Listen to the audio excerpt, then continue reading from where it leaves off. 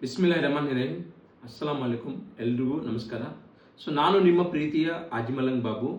ಇವತ್ತು ವಿಡಿಯೋ ಮಾಡ್ತಾ ಇರೋದು ದರ್ಗಾ ಮತ್ತು ಮಸ್ಜಿದ್. ಸೊ ಏನು ಡಿಫರೆನ್ಸ್ ಅಂತ ಹೇಳ್ಬಿಟ್ಟು ಅದ್ರ ಬಗ್ಗೆ ಮಾಡ್ತಾ ಇರೋದು. ಸೊ ಮೊದಲನಾಗಿ ದರ್ಗಾ ಅಂದರೆ ಇದು ಒಂದು ಪರ್ಷಿಯನ್ ಭಾಷೆಯಿಂದ ಬಂದಿದ್ದು.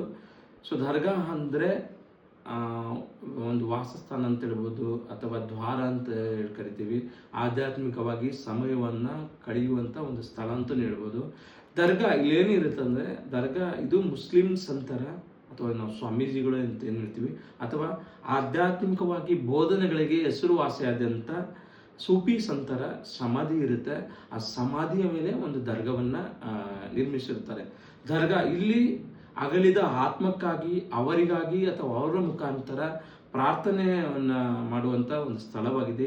ಇಲ್ಲಿ ಸಮಾಧಿಯಾದ ಸಂತರ ಅಥವಾ ವಿದ್ವಾಂಸರ ಅಥವಾ ಪೂಜ್ಯರಿಗೆ ಒಂದು ಗೌರವ ಸಲ್ಲಿಸಲಿಕ್ಕಾಗಿ ಜನರು ಭೇಟಿ ಕೊಡುತ್ತಾರೆ. ಅದೇ ರೀತಿ ಇಲ್ಲಿ ಭೇಟಿ ಕೊಡುವ ಜನರು ದರ್ಗಾಕ್ಕೆ ಭೇಟಿ ಕೊಟ್ಟ ನಂತರ ಅಲ್ಲಿ ಪ್ರಾರ್ಥನೆ ಮಾಡುವುದರಿಂದ ಅವರ ಆಸೆಗಳ ಈಡೇರುತ್ತೆ ಒಂದು ಬಲವಾಗಿ ನಂಬ್ತಾರೆ. ಸೊ ಅದರಲ್ಲಿ ನಾನು ಒಬ್ಬ. ಸೊ ಅದೇ ರೀತಿ ಬಹುಪಾಲು ಸುನ್ನಿಗಳು ದರ್ಗಾಕ್ಕೆ ಭೇಟಿ ಕೊಡ್ತಾರೆ. ಅದೇ ಥರ ಕೆಲವು ಮುಸ್ಲಿಮರು ದರ್ಗಾವನ್ನು ವಿಗ್ರಹ ಆರಾಧನೆ ಎಂದು ಪರಿಗಣಿಸ್ತಾರೆ. ಅದು ಇಸ್ಲಾಮಲ್ಲಿ ನಿಷೇಧಿಸಲಾಗಿದೆ. ಸೊ ನಮ್ಮ ಭಾರತದಲ್ಲಿ ತುಂಬ ದರ್ಗಾಗಳಿದ್ದಾವೆ.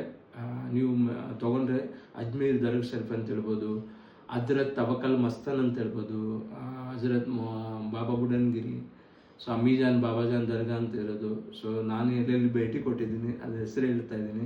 ಸೊ ಮುಂದಿನ ದಿನಗಳಲ್ಲಿ ನಿಮಗೆಲ್ಲ ಗೊತ್ತಾಗುತ್ತೆ. ಹಜರತ್ ಅಂದರೆ ಒಂದು ಸಂತರು, ಸೂಫಿ ಸಂತರು. ಸೊ ಅವರು ಆಧ್ಯಾತ್ಮಿಕವಾಗಿ ಬೋಧನೆ ಮಾಡ್ತಕ್ಕಂಥ ಈ ಸೂಫಿ ಸಂತರು ಇರ್ತಾರೆ. ಸೊ ಅವರ ಒಂದು ಸಮಾಧಿ ಇರುತ್ತೆ.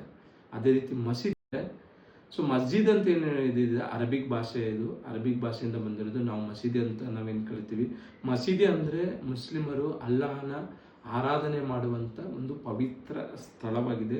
ಸೊ ಇನ್ನೊಂದು ಅರ್ಥದಲ್ಲಿ ಹೇಳ್ಬೇಕಂದ್ರೆ ಸಾಷ್ಟಾಂಗ ನಮಸ್ಕಾರ ಮಾಡುವ ಒಂದು ಪವಿತ್ರ ಸ್ಥಳ ಅಂತಲೂ ಹೇಳ್ಬೋದು.